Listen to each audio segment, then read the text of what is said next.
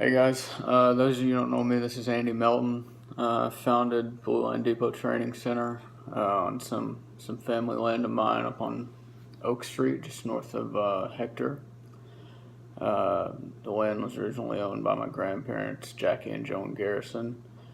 I just wanted to take a little bit to go over a couple of things with you guys, let you get to know me a little bit more. For those of you who don't know, really anything about me. I mean, because we've had quite a good influx of growth, and I've not had a chance to meet everyone myself either.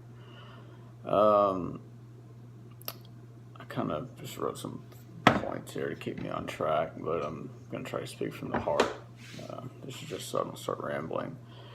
I got to first of all start by thanking all of our current members for your support, guys, because I mean, and ladies, because without your support and everything, I mean, it'd be a lot more difficult to keep this thing off the ground.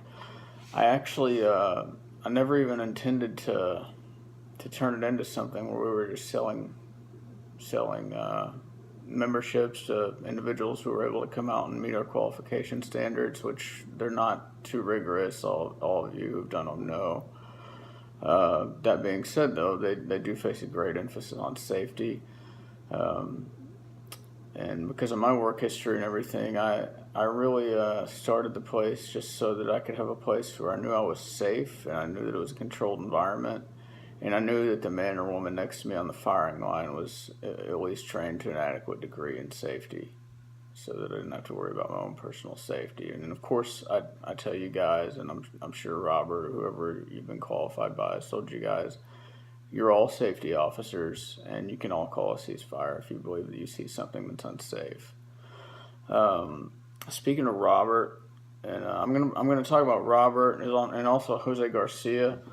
I'm sure that there's several more of you that have been up there helping since I've kind of taken a step back to deal with some personal health issues. I'm sorry for that. I appreciate you all, though. Robert's been kind of my right-hand man, I mean, running the place and everything. And then, of course, Jose, my goodness, I mean, getting up there on that bulldozer and really helping us grow the facility. I mean, we started out just with a pile of dirt 100 yards away from where the pavilion is right now in the target room. And I think I spent about $1,000 just hauling dirt in there, and he got that bulldozer up there, and now we've got the pistol range, and it's got a backstop that's almost just as big, and he used dirt that was existing already on the premises, so saved us an incredible amount of money. We are coming up on our first year of our first member joining. Again, we only charge $50 a year for individuals and $60 for household. The exceptions to that, of course, are law enforcement. I do not charge law enforcement. And also honorably serving combat veterans that don't have any kind of violent criminal history or any really serious medical problems where they maybe shouldn't be trained with a firearm any further. There's been a couple of tragedies because of things like that happening. The Chris Kyle tragedy, for example. So that's something I take very seriously. Why I started the range, I think I already glossed over it a bit. I come from a law enforcement and the military background. I'm a combat veteran Marine. And after I got out of the Marines, I started the process of becoming a full-time Russellville City police officer maybe 3 months later. I was hired very quickly there just because the Marine Corps trained me wonderfully, and they gave me an incredible resume to get into law enforcement with. I haven't worked full-time law enforcement capacity since 2014. However, I am still certified. I just, as far as all my instructor certifications and everything that I had gotten, I would have to go back and do a refresher course to go back. It's called instructor development, and it's a 40-hour course. I'd have to go back and retake it if I was to ever, get on at another law enforcement agency or anything like that. Um, but other than that, I mean, I've trained constantly, even since I've been out of law enforcement. Actually, probably more so now that I have my own facility to go and train at and everything. Um, so I've just been constantly improving, constantly going over my curriculum and everything, and I've had a couple of really good friends and high profile clients as well that have come in and trained with me. Because I mean, it's just basically the only thing that I can't do is write a certificate saying that I gave a class to a current police officer and send it to CLEST, which is the Commission on Law Enforcement Standards and Training. But as far as civilians, I mean, I can teach you more than you could ever possibly be taught in any other local range. I'm very confident in that.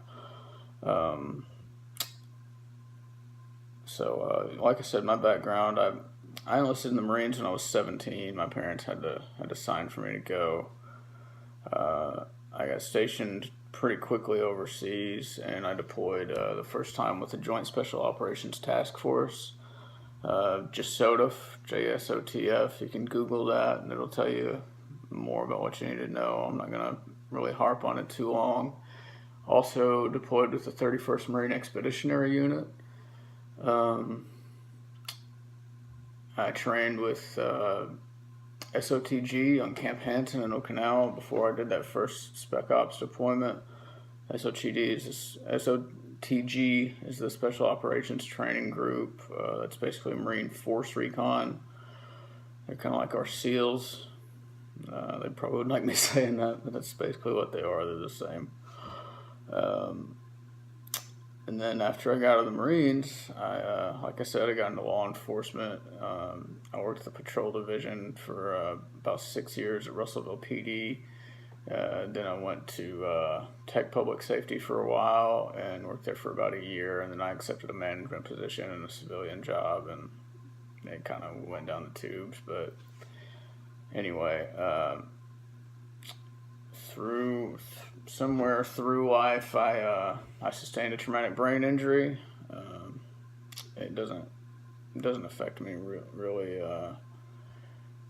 terribly as far as making me a crazy person or anything like that. I'm certainly still very competent and confident with a firearm and training others as well. And anybody else who's been on the range with me and trained with me can attest to that.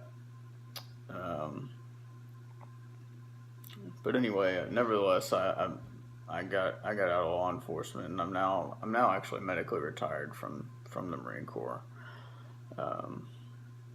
But I'm still able to do this range and stuff. Quite honestly, it doesn't make me a profit. I have to, as of right now, I have to pay a little out of my own pocket every month just to keep it open. But I'm fine with that.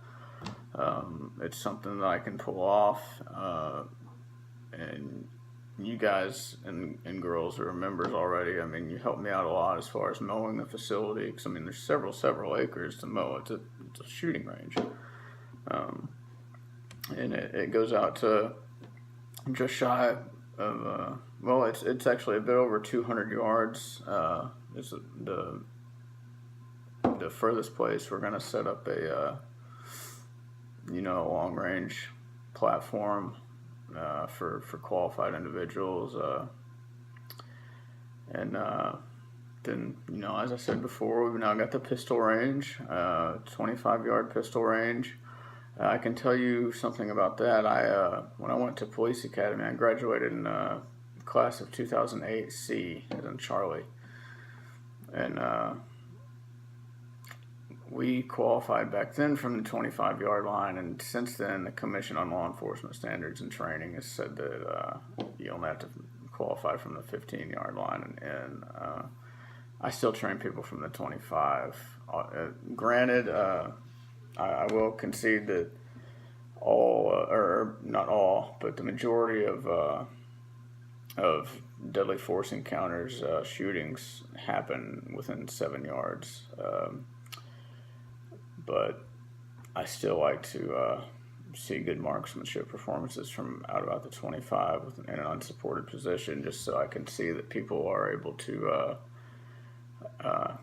confidently depend on their shooting platform, which I teach out of the isosceles, and we can go into that at another time or out on the range sometime. But I just have a passion for teaching. I have a passion for sharing information that I have that between the government and police agencies have dumped millions of dollars into training this information to me. And I think I would be remiss not to try to pass it on to others who want to learn how to defend themselves and defend their families safely and effectively.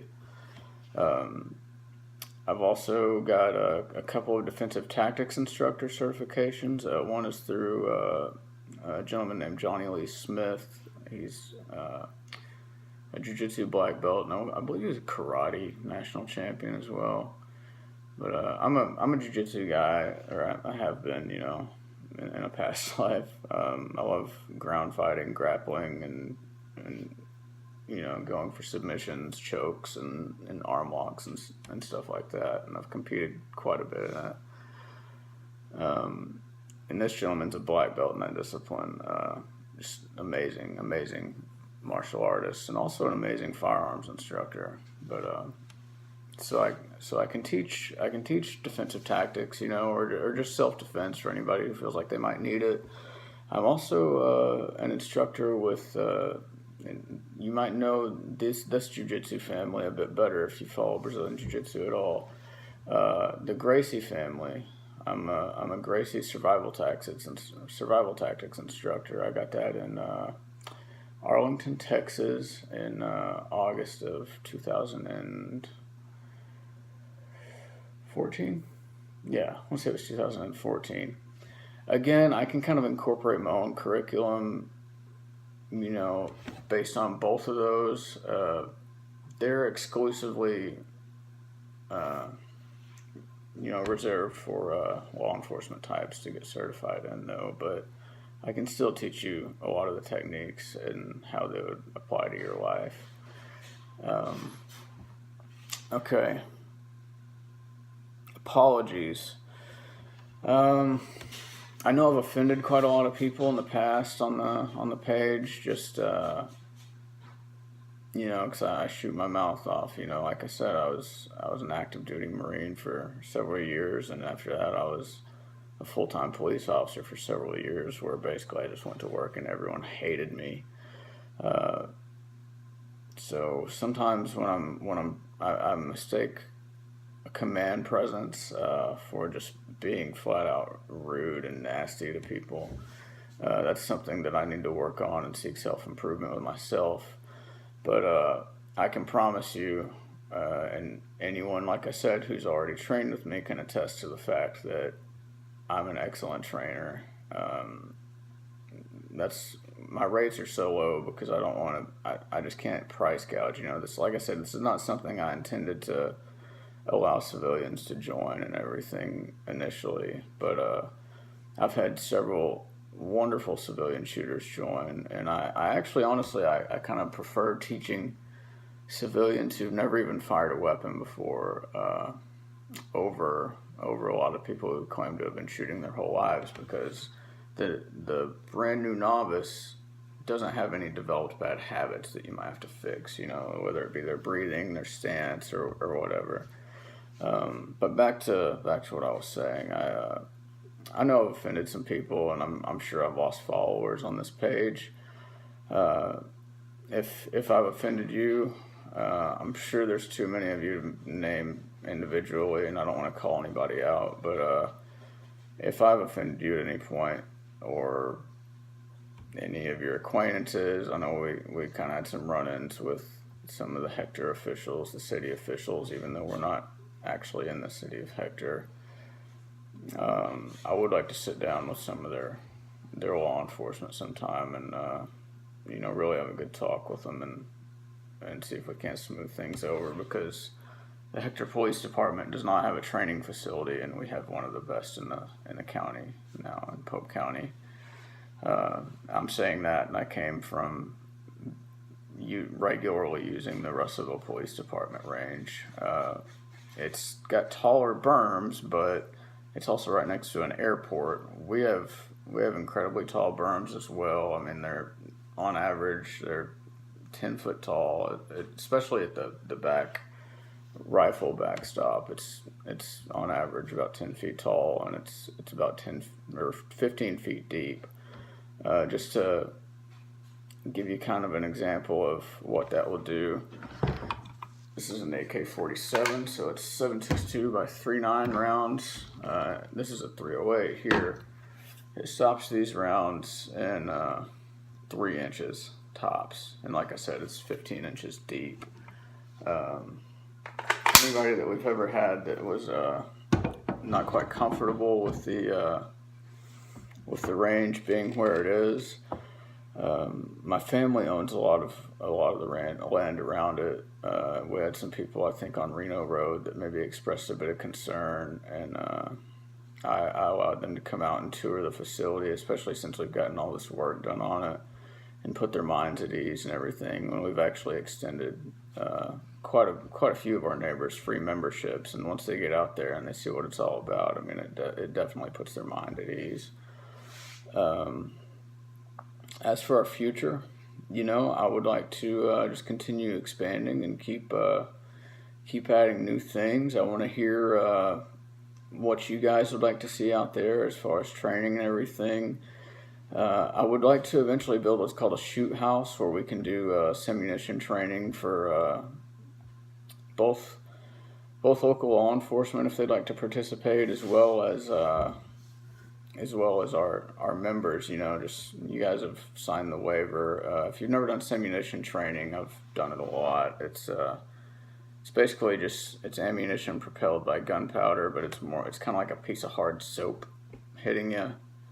Or I suppose it could just be really compacted, dried up paint. In general, it'll either be like a big blue thing that hits you, or green or pink. I'm sorry. It's just before 5 in the morning right now, so bear with me. So that's one thing I would like to see happen. Eventually, if we can keep growing, and sustain electricity out there, I would really like to get electricity run out there, as soon as we're able to do so.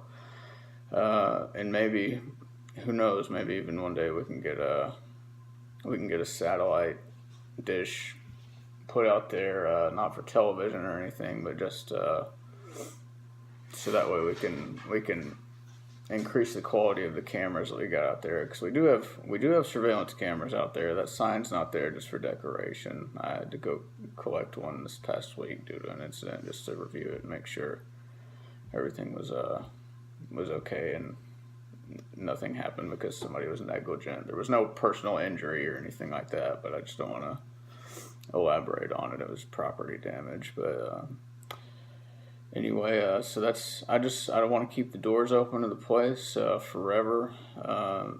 Those of you who know me know I've spoken before about going up North Hector whenever I was a young man and a kid, because the place has been closed down for a while. But I went to that shell pit, up north of town and on the left up there, and I just the last time I was there was several years ago. I was still working as a police officer at Russellville PD, and I was just so discouraged about how run down that place was. And so I said, this place really needs a proper training facility. And so we built you guys one. And like I said, if you don't have the military background, just so long as you can legally own a firearm, you got a good attitude, and you can come out and we can make sure that you got good weapons safety.